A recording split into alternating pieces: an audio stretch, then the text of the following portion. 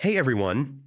In this video, I'll show you how to use Shopify's AI-powered product recommendations to increase sales. Yeah, this is one of the easiest ways to boost your average order value.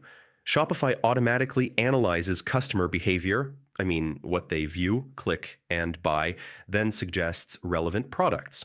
First, make sure your theme supports product recommendations. Most modern Shopify themes already do. Click Customize, open a product page template, then add or confirm the product recommendations block. Position recommendations strategically.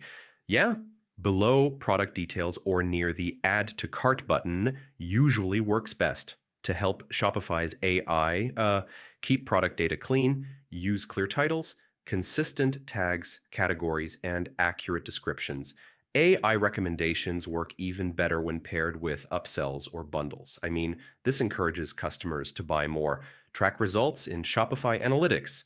Yeah, watch metrics like conversion rate and average order value. And that's it. Shopify's AI recommendations quietly drive extra sales without extra ad spend. Definitely worth enabling.